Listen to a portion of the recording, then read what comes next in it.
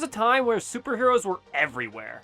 That time is still kind of now, but we actually liked it back then. From Marvel to DC to Image, and whoever else wanted to throw their hat into this arena, all going about telling whatever tales they could think of, revolving around individuals with gifts beyond the imagination. Or deep pockets. I'm rich.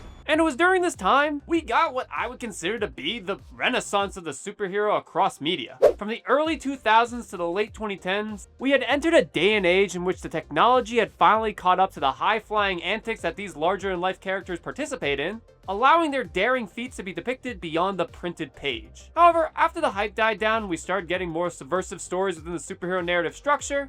You know, things like Deadpool, Invincible, Boys. It does seem like this classic style of storytelling has fallen out of favor. And unlike things like The Tick or Freakazoid that poked fun at the genre during its adaptation heyday, these newer offerings have landed with audiences in a way that has shaken up the media landscape.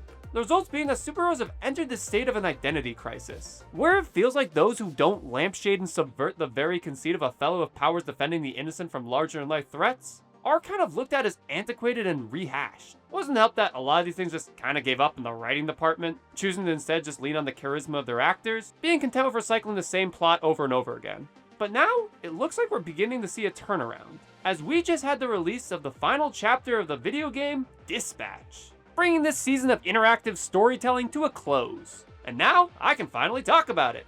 A video game that really stretches the definition of that second part, the game.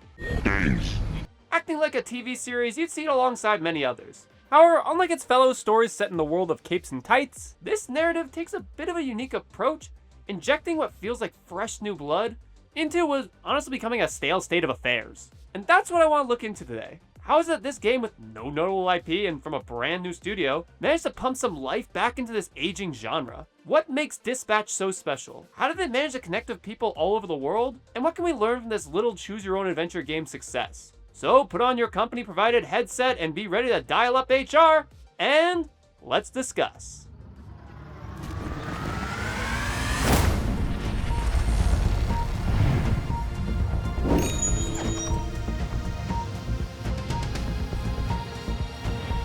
So Dispatch is a brand new game from AdHoc Studios, which formed from the ashes of the disbanded TellTale team, who are responsible for such classics as The Walking Dead, the Batman TellTale series, obviously, Back to the Future the game, and many more. Though my personal favorite is The Wolf Among Us, which I hear is finally getting a season 2. Eventually. And this game has been hyped up for a little bit. I was seeing trailers for it a couple months back, and something about it really caught my eye. From the amazing art style, to the admittedly gripping premise of having to monitor these superheroes and sending them on their missions, it all felt like quite a unique premise to introduce to a genre which is more often not in the realm of fighter games or open world adventures. The idea of participating in a superhero story, but rather than being in the middle of the action, you are instead put behind a desk, definitely was a bold choice to make. And that brings us to our protagonist Robert Robertson, and no, I don't have a joke to make about his name, the game does that for me. This is your dispatcher, Robert Robertson. I'm starting my first shift. Who you will be taking control of on this adventure?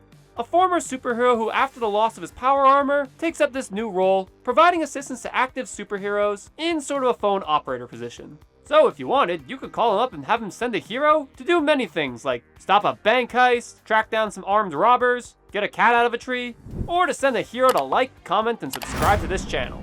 Every little bit helps. And those heroes are definitely the first main reason why this game has resonated with so many people the world over. From characters like Punch-Up, who's a circus strongman whose strength's been multiplied tenfold but height has been cut in half, to Flambe, an arrogant former villain with the ability to burn the world as much as it has burnt him, to the musical artist Prism, the massive hulking Golem, the crypto bro Sonar, the deadly assassin Coop, the 6'6" demon lady of my dreams Malevola, and the goth girl the majority of the fanbase has fallen in love with, Invisigal. And this gaggle of wannabe heroes are the ones you'll be training up in order to help them all go pro. You know, provided you don't get them all killed first. Add on your office mate Chase, a speedster whose powers cause him to age at an accelerated rate, forcing him to give up the heroic life. Waterboy, a wannabe hero turned janitor.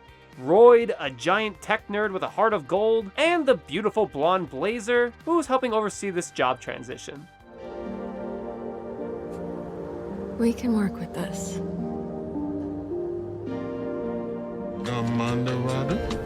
Also Beef, you can't forget Beef.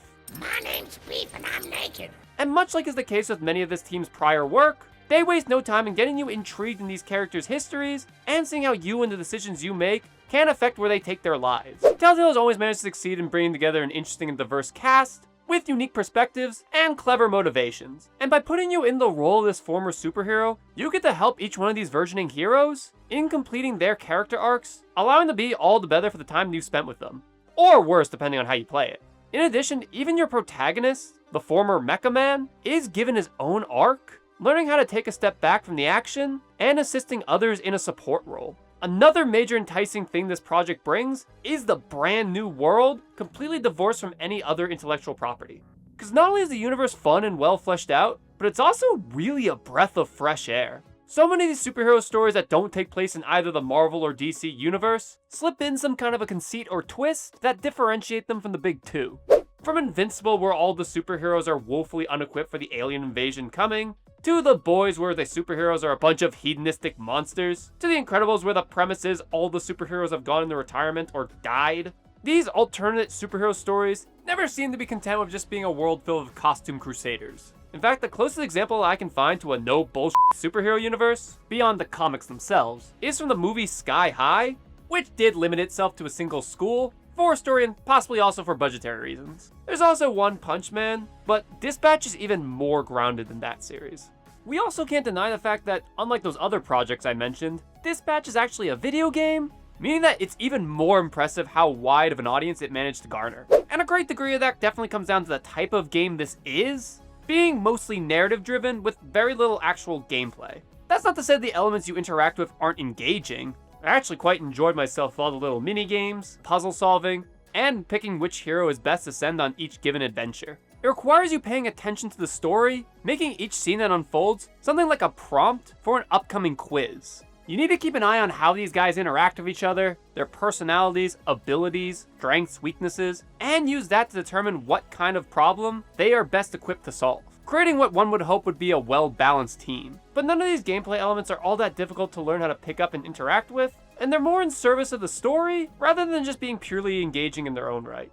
But as I said, I had a lot of fun with them. The hours really do just tick by until you're finally done and get to clock off where it's time to interact with the crew on a personal level. And because of its cinematic and TV show-esque nature, the game is extremely easy to enjoy and share with others online, as well as compare and contrast the different choices players will make. Things like whether or not you managed to defuse an argument, which hero you chose to recruit, which one you chose to cut, and most important of all, which one you proceeded to bang.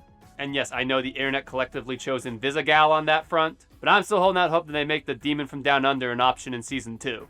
I mean, look, I went to the trouble of not even firing her best friend, Moist Critical Batman and everything. What's a guy gotta do? But as you can see, this is quite an engrossing world that you can sink dozens of hours into. And it is just really nice to see other creative teams doing something with their own spin on the superhero story that isn't just subverting or deconstructing the archetype itself. It really does feel like they just wanted to craft a tale of their own superheroes in a world of their own design, and instead of trying to do their own spin or making fun of the superhero as a concept, chose a much more straightforward approach, while doing what they can to give each one of their characters a degree of depth and complicated relationships with one another. Treating them like how you would treat any other characters in whatever genre you picked, without having to go to the efforts of deconstructing the genre itself.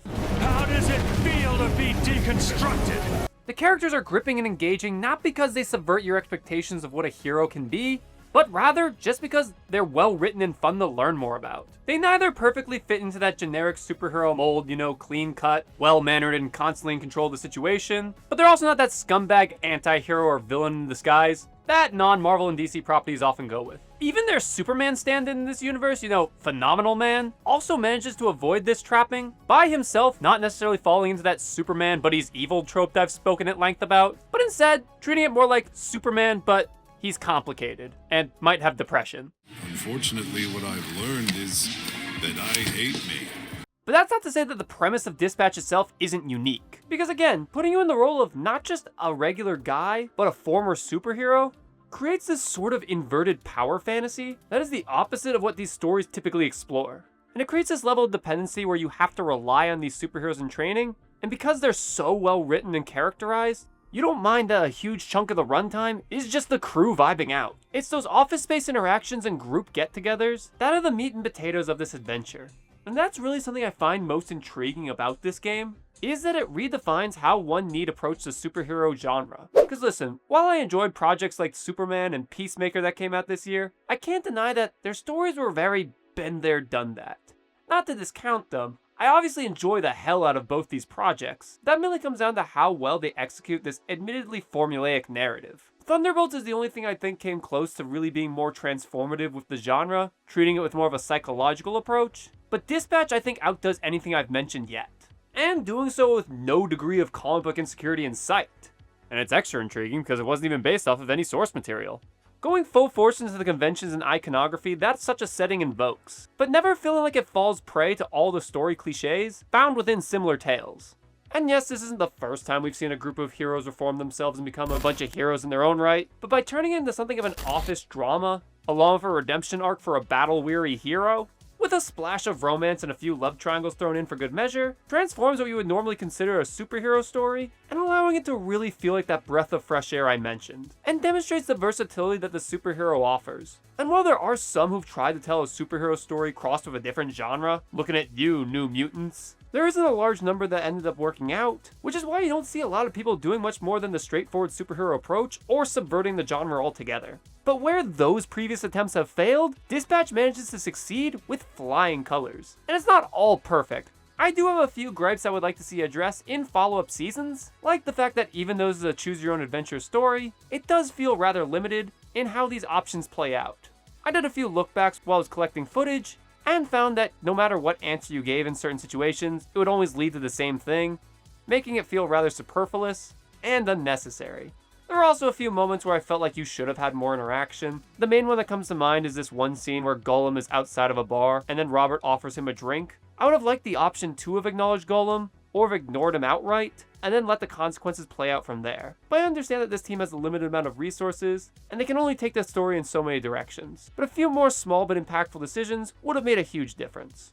I also don't know how I feel about losing all exploratory elements altogether. In previous games that members of this team have worked on, things like The Wolf Among Us, each scene allowed you to walk around a little environment and investigate key details. But here the entire story is basically on rails, which for one does lead to it having a more cinematic approach, but it would feel nice to be able to explore things like Robert's apartment, the office, and maybe interact with some of the side characters at my own leisure. But that's just not the game they were trying to make, and I do appreciate the clarity and focus that this crew demonstrated with this project.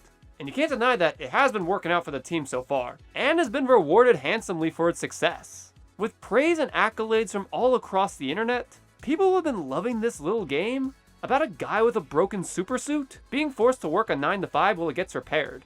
And I count myself amongst them. Dispatch really is the shot of adrenaline in the arm that this genre has been needing for quite a while. A brand new property exploring superheroes from a wholly unique angle. Neither cynical nor naive, it takes an adult approach of its subject matter, but is still willing to have some fun with it as it plays out. And with its overwhelming success, I really hope that it inspires other creatives out there to take their very own crack at this character archetype and storytelling setting. And in the meantime, I'm keeping my eye on the team at AdHoc, counting the minutes until their next project, which at this rate, much like the heat death of the universe, will come out before GTA 6. Hey, thanks for watching, and if you stuck all the way to the end, why don't you check out another one of our videos on screen now. And if you want to chat directly, come join our Discord, link in the description below.